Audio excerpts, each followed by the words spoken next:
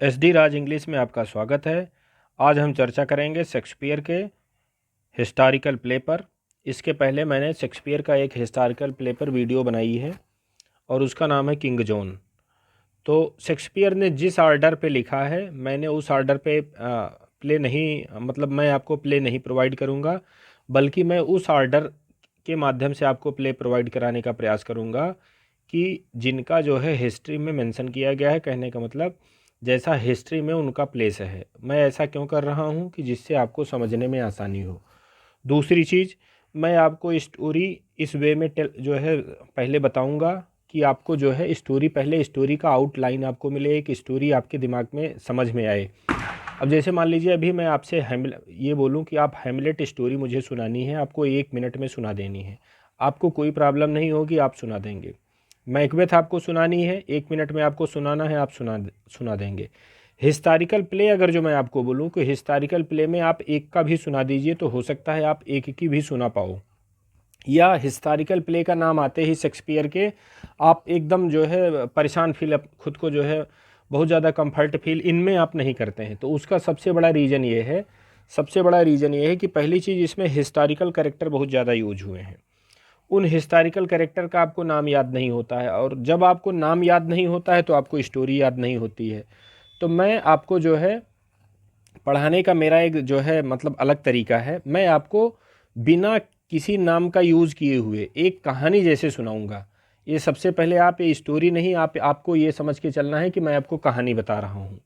वो कहानी आपको मैं बताऊंगा। कहानी बताने के बाद जब इसकी सेकंड वीडियो आएगी, कहने का मतलब रिचर्ड सेकंड, तो फिर उस पूरे प्ले का मैं आपको डिटेल बताऊंगा। कौन सा करेक्टर है, कौन सा करेक्टर किस नाम से जाना जाता है, कौन किसका ताऊ है, कौन किसका चाचा है, कौन किसका मामा है। तब आप आसानी से याद कर पाओगे। कम से कम अभी मेरा इस वीडियो में ये उद्देश्य है कि ये जो हिस्टोरिकल प्ले है, सिर्फ प्ले को कम से कम करेक्टर इसमें बताते हुए, कम से कम उनका नाम यूज करते हुए मैं ये स्टोरी सिर्फ आपके दिमाग में बैठा दूँ। मेरा यही उद्देश्य है और इसी उद्देश्य को लेकर के मैं आपको नरेट कर रहा हूँ। और हम चाहेंगे कि अगर जो आप हिस्टोरिकल प्ले खुद से भी पढ़ते हैं तो आप भी पढ़ने का यही टैक्टिस अपनाओ कि बिना कोई करेक्टर यूज किए हुए, जैसे दादी मामी या दादी हुई, नानी हुई, ये सब आपको कहानियाँ सुनाती हैं, तो कहानियाँ सुनाने में 2 ही 3 करेक्टर यूज होते हैं। जैसे एक परी हो गई, एक राजा हो गया, एक चुड़ैल हो गई, तो वो बच्चों को ईजिली समझ में आ जाती है। तो मैंने भी मंथन किया, तो मंथन करने के बाद मैं भी यही निष्कर्ष पे पहुंचा कि इनमें बहुत ज़्यादा हम करेक्टर्स यूज कर देते हैं, और करेक्टर्स हमारे जो है अवेयर में अभी तक हैं भी नहीं, हमने उनका नाम भी नहीं सुना है, तो इसलिए मुझे याद नहीं होते हैं। तो नॉर्मली मैं आपको रिचर्ड सेकंड की पहले एक कहानी सुनाऊंगा। तो रिचर्ड सेकंड ये एक राजा हैं, और इनका शासनकाल आपका 1399 से लेके 1377 से लेके 1399 के बीच में था। ये हिस्ट्री की रियल घटना है, वास्तविक घटना है, शेक्सपियर यहीं से लिया है। और ये रिचर्ड सेकंड जो है, रिचर्ड सेकंड के लास्ट के सिर्फ 2 साल की ये पूरी घटना है।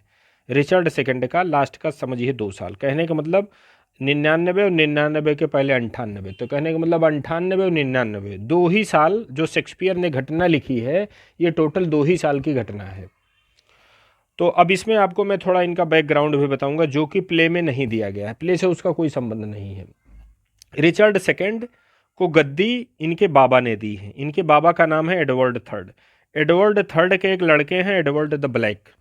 तो एडवर्ड ब्लैक को इन्होंने गद्दी नहीं दी थी, गद्दी इन्होंने अपने पोते को दे दी, रिचर्ड सेकंड को। रिचर्ड सेकंड एक ही बहुत ही अयोग्य शासक है। इसमें जो है लीडिंग करने की क्षमता नहीं है, कैसे शासन चलाना चाहिए नहीं है, और ये अपने चचेरे भाई से ही लड़ जाता है, और चचेरे भाई से लड़ने के कारण इसका जो है पतन हो जाता है। अब आप इसमें जो है कहानी डिटेल से सुनो।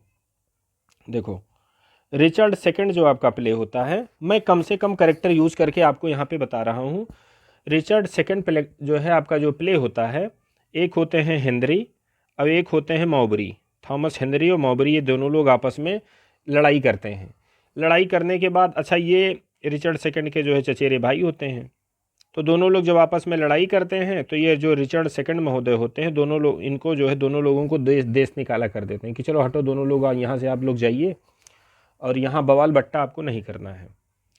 इनको निकाल देता है। चलो ये कोई बात नहीं, इन्होंने गलती किया, आपने निकाल दिया, यहाँ तक क्षम्य है, कोई दिक्कत नहीं है। अब इन्होंने क्या किया, जो ये हेनरी हैं, हेनरी के फादर की तबीयत खराब होना शुरू हुई, तो हेनरी के फादर की तबीयत खराब होना शुरू हुई, धीरे धीरे ये जो है बेचारे मर गए। मरने के बाद इसने, रिचर्ड ने क्या किया कि जब सोचा कि ये तो देश निकाला इनका हो ही गया है, देश में नहीं रह रहे हैं, तो इनकी संपत्ति को मैं हड़प लेता हूँ। तो जो कि नियमता हेनरी को मिलनी चाहिए थी, हेनरी को न मिल करके रिचर्ड सेकंड ने उस संपत्ति को ले लिया। अब यही विवाद का विषय हो गया। फिर उसके बाद रिचर्ड सेकंड के साम्राज्य जो है विस्तार के कारण, या साम्राज्य इन्होंने जो है अपनी उसके कारण एक प्लेस पर ये अटैक के लिए सोचते हैं। तो उस प्लेस पर जब ये अटैक के लिए जाते हैं तो तब तक ये हेनरी जो होता है, इसको इस चीज़ का पता चल जाता है, तो ये दोबारा से फिर से इंग्लैंड में आ जाता है। अब ये है महोदय, रिचर्ड है महोदय बाहर, अब ये है इंग्लैंड में। अब यहाँ आने के बाद ये पूरी कमान लेता है संभाल। कहने का मतलब जितने सामंत हैं उनको मिला लेता है, जितने और लोग हैं उनको मिला लेता है, अपनी आर्मी इकट्ठा कर लेता है। उसके बाद इन महोदय की खटिया खड़ी कर देता है। जब ये दोबारा लौट के आते हैं तो इनको ये लगता है कि अब मैं सर्वाइव यहाँ पे नहीं कर पाऊँगा। तो शुरुआत में पहले ये सोचते हैं मैं थोड़ा राजा बना रहूँ, राजा वाला ये थोड़ा भौकाल बनाते हैं। फिर उनको लगता है मेरा भौकाल भी नहीं चलेगा, तो ये स्वेच्छा से आकर के अपने सारे, जो कहने का मतलब राजसी अधिकार होते हैं, राजसी चिन्ह होते हैं, सब जो है स्वेच्छा से इनको जो है हेनरी को सौंप देते हैं। हेनरी पा जाने के बाद हेनरी क्या करता है, हेनरी को क्योंकि पता ही था कि ये जो है दुष्टता में इसकी जो है पराकाष्ठा इसको मिली है, इनको कैद करवा लेता है। कैद करवाने के बाद इनको एक जेल में रख देता है, और जेल में वहाँ डालने के बाद और एक आदमी को जो है सेट करता है कि इनकी आप देख रेख जो है किए रहिएगा, और दोनों की मिली भगत रहती है कि उसी जेल में इनको जो है ठिकाने लगा देना है। तो जिस आदमी को देख रेख करने के लिए रिचर्ड को मतलब भेजा गया था जेल में, वो आदमी हत्यारे इकट्ठा करा करके इनकी हत्या करवा देता है। जब इन महोदय की हत्या हो जाती है, तो हत्या हो जाने के बाद फिर वो आदमी इनका जो है शव लेकर के दरबार में आता है। दरबार में आने के बाद हेनरी जो है कहते हैं कि ये तो जो है गड़बड़ सा है और हमारा इस हत्या में इन्वॉल्वेशन नहीं है। तो फिर बाद में जो है अपना ये लोग जो है तीर्थ यात्रा या जो है इस टाइप के धार्मिक अनुष्ठान की बात करते हैं। कहने का मतलब पब्लिक को दिखाने के लिए एक टाइप का प्रायश्चित ये लोग करने का ढोंग करते हैं। यही टोटल रिचर्ड सेकंड की कहानी है। आप एक बार दोबारा फिर से सुन लो इन शॉर्ट। रिचर्ड सेकंड एक राजा है, इसका एक चचेरा भाई है और एक थॉमस मौबरी हैं। दोनों लोग आपस में करते रहते हैं लड़ाई। इस लड़ाई को देख करके इसने इन दोनों लोगों को देश निकाला कर दिया।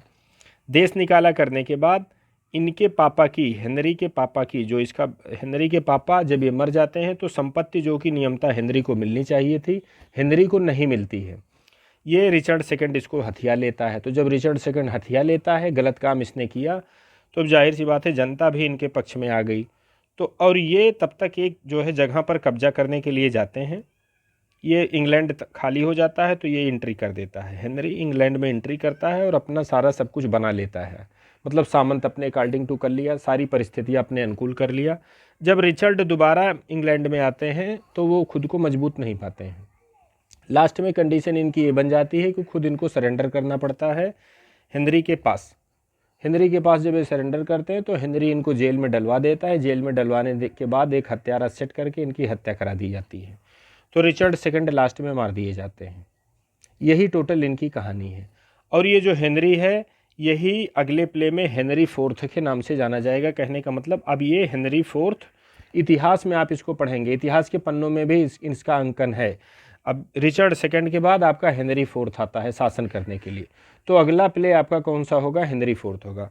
और इस रिचर्ड सेकंड प्ले का ये तो हुआ सिर्फ इंट्रोडक्शन, दिमाग में आपके हमने एक कहानी बैठा दी। नेक्स्ट वीडियो में, इसी रिचर्ड सेकंड की नेक्स्ट वीडियो में इसके जितने कैरेक्टर हैं, जितनी मेजर इवेंट हैं, जितनी घटनाएं हैं जो कि परीक्षा के लिए उपयोगी हैं, मैं उसका जो है डालूंगा। तो ये तो पहली वीडियो आपके दिमाग में सिर्फ खाका बैठाने के लिए। जो दूसरी वीडियो मैं इसकी डालूंगा वो परीक्षा के लिए होगी। वो आपका जो है कहने का, और उसमें जो मैं कैरेक्टर बताऊंगा वो आप सीधे कोरिलेट करते हुए दिमाग में आप उसको सेट करते चले जाएंगे, आसानी होगा।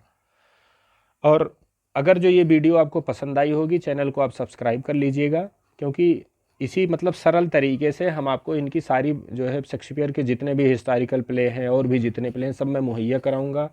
ग्रामर पे भी जो टॉपिक आपको कठिन लगे आप कमेंट बॉक्स में हमको मैसेज करें, हम अगली वीडियो उन्हीं पर बना के डालेंगे। लिटरेरी टर्म्स में भी किसी भी सेक्शन का आप अगर जो वहाँ पे मेंशन करते हैं तो मैं अगली वीडियो